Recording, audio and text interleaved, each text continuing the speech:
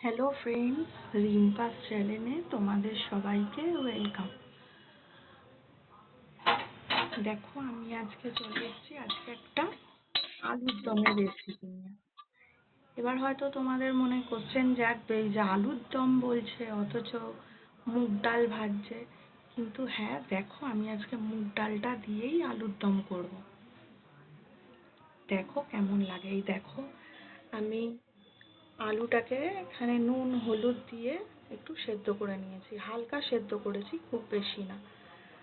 আর এখানে half cup মতো মুগ ডাল নিয়েছি। ডালটাকে একটু ভেজে নেব, লো ফ্লেমে দিয়েই ভাজবো। বাড়িয়ে দিয়ে ভাজলে পরে আবার ডালটা পুড়ে যাবে। দেখো ফ্রেন্ডস, আমার ডালটা ভাজা হয়ে গেছে। এরকম লালচে লালচে করে ভেজে নেবে, দিয়ে এটাকে ঠান্ডা করে তারপরে এটাকে গুঁড়ো করে নেব। দেখো বন্ধুরা, আমি এখানে আলুগুলোকে লাল লাল করে ভেজে নিয়েছি। এবার এখানে সাদা তেল আর ঘি গরম করে নিয়েছি। এবার ফোড়ন দিয়ে দেবো। দেখো, এখানে আছে একটা শুকনো লঙ্কা, তেজপাতা, গোটা জিরে 4টে, দিয়েছি হচ্ছে এলাচ 3টে, লবঙ্গ আর দারচিনি। এটাকে ফোড়ন দিয়ে নেবো।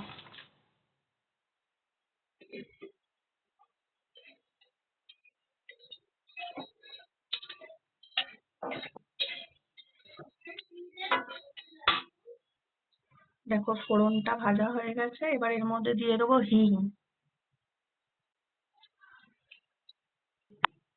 এবার দিয়ে দেবো মশলাটা।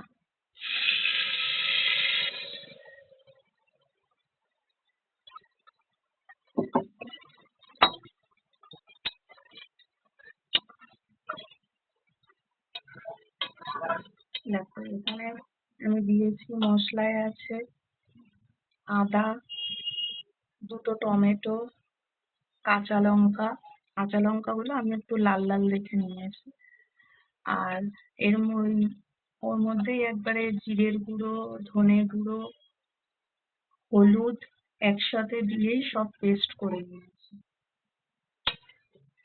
এবার এর মধ্যে দিয়ে দেবো কাশ্মীরি লঙ্কার গুঁড়ো। দেখো, এবার এর মধ্যে দিচ্ছি কাশ্মীরি লঙ্কার গুঁড়ো।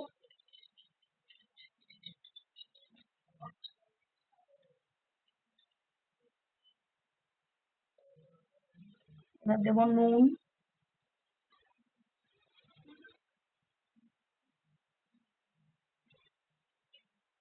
এবার হালকা একটু মিষ্টির জন্য চিনি দিয়ে দিলাম। নুন চিনি স্বাদ তোমরা যে যার নিজের পরিমাণ মতন দেবে।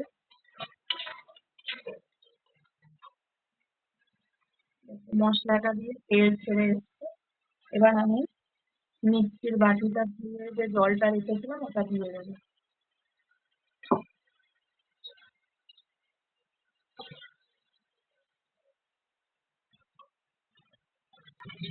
মশলাটা ভালো করে কষিয়ে নেওয়া হয়ে গেছে। এবার আমি ভেজে রাখা আলুগুলো দিয়ে দিলাম, দিয়ে এবার আরেকটু ভালো করে কষে নেবো।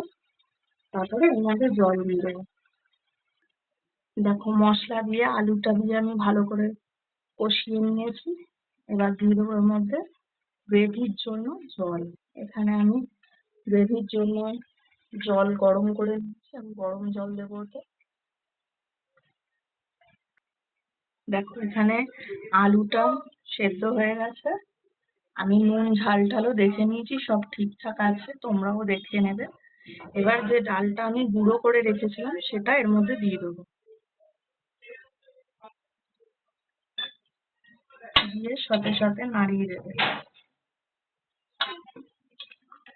আঁচটা এখন একদম লো ফ্লেমেই রাখবে, না হলে ডালটা একদম দলা দলা পেকে যাবে।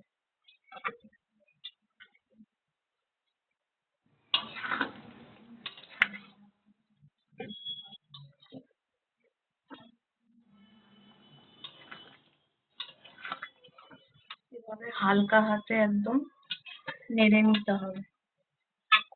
না হলে আলুগুলো ঘেটে যাবে।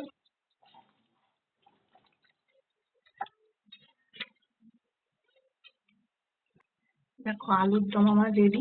এবার এর মধ্যে দিয়ে দেবো ঘি আর গরম মশলা।